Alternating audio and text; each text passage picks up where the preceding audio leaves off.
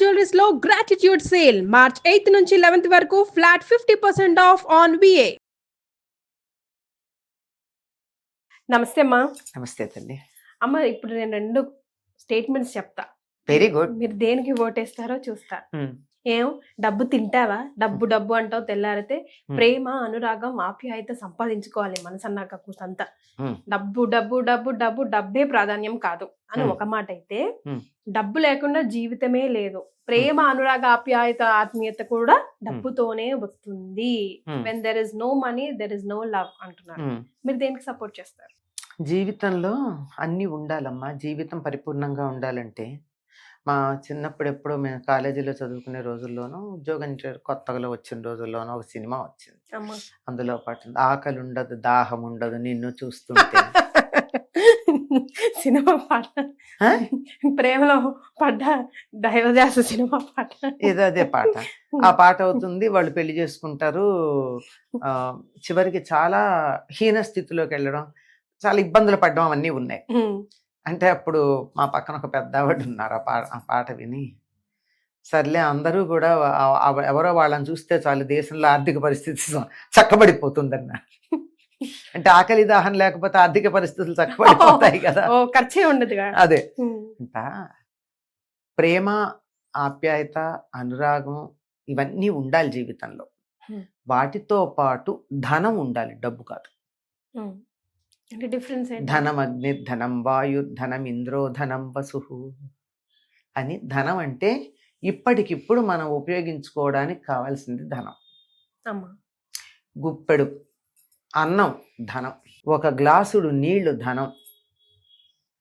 1,00,000 రూపాయల చెక్కు కాదు. 1,00,000 రూపాయల చెక్కు చేతిలో ఉంటే కూడా దాహంతో అలమటించే పరిస్థితులు రావచ్చు, అవునా కదా?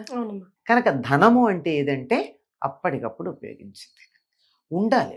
ధనం సంపాదించవద్దు అని మన ధర్మశాస్త్రాలు ఎక్కడా చెప్పాలి. మనుగడకి అవసరం కదమ్మా. మనుగడకు అవసరం, బతకాలి కదా. ప్రేమ తినేసి బతుకుతాను అంటే నువ్వు అడవికి వెళ్ళి ఉండు, తపస్సు చేసి తపస్సుతో బతుకు. సమాజంలో ఉన్నావు కదా. సమాజంలో ఉన్నప్పుడు శరీరం ఒకటి ఉందా, శరీరాన్ని పోషించాలా. శరీర పోషణకు ఆహారం కావాలా. ఆహారం కావాలంటే మన వాళ్ళు ఏమన్నారు, దాన్ని ధనం అన్నారు. ఆహారాన్ని డబ్బుతో కాదు మనకు వచ్చేది. మనకి జీవితంలో ఆ క్షణాన ఉపయోగపడే వస్తువులు ఏవైతే ఉన్నాయో అవన్నీ కూడా మనకు అవసరమే. వీటిని కావలసినంత వరకు సంపాదించుకోవాలి. ఏదైనా అతిగా ఉంటే విషం అవుతుంది తప్ప కావలసిన వరకు సంపాదించుకోవడంలో తప్పు లేదు. సంపాదించాలి, సంపాదించకపోతే తప్పు. వివాహం చేసుకున్నాక కుటుంబంలో పిల్లలు, భర్తో భార్య ఉన్నాక పోషించాలి. పోషించకపోతే దోషం. పోషణ వరకు అవసరమే. డబ్బు వెంట పడకూడదు. డబ్బుకున్న ఇంకో గుణం ఏమిటంటే మనం దాని వెంట పడితే అది పరిగెడుతూ ఉంటుంది. మనం వదిలేస్తే మన వెంట వస్తుంది. అది సాయంకాలపు నీడ లాంటిది. సాయంకాలమైనా పొద్దునైనా సూర్యుడికి ఎదురుగా మనం పెడుతూ ఉన్నప్పుడు నీడ మన వెంట వస్తుంది. సూర్యుడికి ఎదురు కాకుండా వీపు పెట్టి పెడుతూ ఉంటే మన నీడ మన ముందు ఉంటుంది. డబ్బు మన నీడ లాంటిది. సూర్యుడు ముందు పెడతావా, సూర్యుడు ఎదురుగా పెడతావా, సూర్యుడికి వీపు పెట్టి పెడతావా అన్న దాని మీద ఉంది. ధనం అవసరమే, కానీ ధనమే జీవితం కాదు. డబ్బే ప్రపంచం కాదు. ధనమేరా జీవితం అని పాటలు పెట్టేసి, ఆకలి ఉండదు, అన్నం ఉండదు నిన్ను ఆకలి ఉండదు, దాహం ఉండదు నిన్ను చూస్తుంటే అని, ఇలాంటివి కాసేపు చమత్కారంగా పాడుకోవడానికో వినడానికో బాగుంటాయి. ఒక క్షణం ఆకలి గుర్తురాదు అంతే. అంతెందుకో క్రికెట్ చూస్తున్న పిల్లాడికి ఆకలి తెలియదు, అంతేనా? మంచి సినిమా చూస్తుంటే పక్కన పెట్టిన కాఫీ గ్లాస్ మనం మర్చిపోతాము. అంత మాత్రాన అది అక్కర్లేదని కాదు కదా. దీన్ని మించి కాసేపు అది ఆకర్షించింది అంతే. జీవితం అంతా ఆకర్షించాలంటే వీళ్ళు అడవులకెళ్ళి తపస్సు చేసుకోండి. ఈ సమాజంలో ఉన్నప్పుడు, సంఘంలో ఉన్నప్పుడు, ఈ దేహాన్ని పోషించాల్సిన అవసరం ఉన్నప్పుడు, ఈ దేహ పోషణకు కావలసినటువంటి కుటుంబము, వ్యవహారము, సమాజము ఉన్నప్పుడు ధనం కావాల్సిందే. ఒక రిచ్ కిడ్ అవసరానికి కావాలి. ఒక రిచ్ కిడ్ వాళ్ళ ఫాదర్ని వెళ్ళి అడిగిందంట, నాన్నగారిని వెళ్ళి అడిగిందంట, ఎందుకన్నానా నువ్వు పొద్దున్నేస్తే డబ్బు డబ్బు డబ్బు డబ్బు అని డబ్బు వెనకాలే పరిగెత్తున్నావు, తిరిగి నువ్వు జీవితంలో లైఫ్ కి వెనకాలే తిరిగి చూసుకుంటే నీ జీవితంలో నువ్వు ఏం సంపాదించుకున్నావు నాకు చెప్పు అంటే, నువ్వు ఇలా మాట్లాడడానికైనా ఈ రోజు నువ్వు ఇలా మాట్లాడడానికైనా నేను సంపాదించిన ఆ డబ్బుయే that is what making you to stand here today. మీరు ఇలా ఉండాలంటే నేను ఇలా ఉండాల్సిందే, నేను ఇలా కష్టపడాల్సిందే, లేదంటే అయానో భయానో ఈ స్టేటస్ నేను మోయాల్సిందే అని. దీన్ని ఎలా చూస్తారమ్మా? అది కరెక్టే. అలా కాకపోతే ఏమయ్యేవాడు? నువ్వే బాగా సంపాదించుంటే నేను ఇట్లా ఉండేవాడిని కాదు కదా.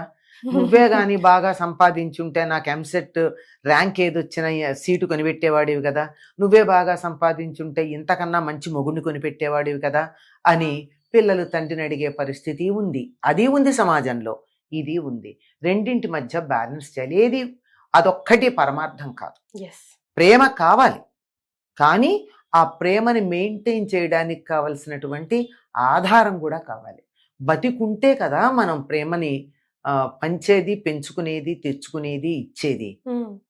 మరి అదే లేకపోతే కనుక అన్నింటికీ ప్రయోజనం ఉందమ్మా. మన ధర్మశాస్త్రాలు ఏం చెప్పారంటే ధర్మార్థ కామ మోక్షాలు 4 పురుషార్థాలు అన్నారు. ధర్మబద్ధంగా జీవితం గడపాలి, ధర్మబద్ధంగా ధనం సంపాదించాలి, ధర్మబద్ధంగా సంపాదించిన ధనంతో ధర్మబద్ధమైన కోరికలు తీర్చుకోవాలి. ఇది బ్యాలెన్స్. ఈ బ్యాలెన్స్ చేయకపోయాక జీవితంలో వాపుకి బలుపుకి తేడా లేనట్టు అవుతుంది. కానమ్మా నిజంగా దేవుడు ఎద్దున్నోడికి బుద్ధిస్తాడు, బుద్ధిన్నోడికి ఎద్దియాడు అని ఒక సామెత ఉంది కదా. ఖచ్చితంగా ఏదో ఒక లోపం అయితే, ఎంతున్నా ఎంత లేకున్నా కూడా ఏదో ఒక లోపం అయితే, ఏదో ఒక పరీక్ష అయితే పెడతాడు కదమ్మా జీవితంలో. పెట్టని ఏమవుతుంది? అది లేకపోయినట్టయితే మనిషికి అసలు ఆలోచన ఉండదు, నేనే దేవుణ్ణి అనుకుంటాడు. ఉండని. కాకపోతే భగవంతుడు మనకిచ్చేటటువంటి ఒక గొప్ప ఈ వరం అనుకోవాలో, భగవంతుడు మన అనుగ్రహించాడు అనుకోవాలంటే ఏమిటంటే దాన్ని అధిగమించగలిగిన శక్తిని ఇవ్వడం. లోపం లేకుండా ఎవరికి ఉండదు కదమ్మా. దాన్ని తట్టుకోగలిగిన శక్తి ఇస్తే చాలు కదా. మన ఇతరులను చూస్తే వాళ్ళని చూసిన తర్వాత మన పరిస్థితి ఎంత బాగుందో అనుకుంటా, అప్పటిదాకా ఏడిచేవాళ్ళం. ఇంగ్లీష్లో ఒక సామెత ఉంది కదా, చెప్పులు లేవని ఏడుస్తున్న వాడికి తండ్రి కాళ్ళు లేని వాడిని చూపించట. ఒక సాటిస్ఫాక్షన్ అంతే. ఒక అమ్మాయి థ్యాంక్ గాడ్ అనుకుంటాము. అదే కదా, అట్లీస్ట్ ఐ హావ్ దిస్ అని. అదే కదా. అంచేత మనిషి కోరికలకు అంతు లేదు. ఆశాపాసము తాకడు నిడుపు లేదంతంబు రాజేంద్ర అని చెప్పేది ఉందే భాగవతంలో చెప్పినటువంటి మాట. ఆశ అనే పాశం ఎంత అంటే అలా అంతం లేకుండా వెళ్ళిపోతూనే ఉంటుంది. ఇప్పుడు 1000 కోట్లు కావాలనుకున్నవాడు 1,00,000 కోట్లు అంటాడు, 1,00,000 కోట్లు అంటే 10 లక్షల కోట్లు అంటాడు. అక్కడికి సంపాదించడం చాలా పెద్ద వ్యసనం, అన్ని వ్యసనాల్లోకి పెద్దది.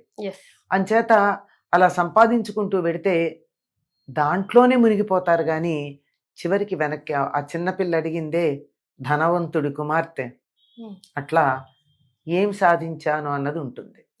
కనుక అటువంటి లోటు లేకుండా ఉండడానికి వెనక్కి తిరిగి చూస్తూ ధన సంపాదనతో పాటుగా ప్రేమను కూడా సంపాదించుకోవచ్చు. మనం అమెరికా వెళ్ళాలంటే రూపాయలు పనికి రావట్లేదు, భవిష్యత్తులో పనికి వస్తాయేమో తెలియదు, ప్రస్తుతం పనికిరావు కదా, పనికి రావట్లేదు. దాన్ని ఏం చేస్తున్నాం?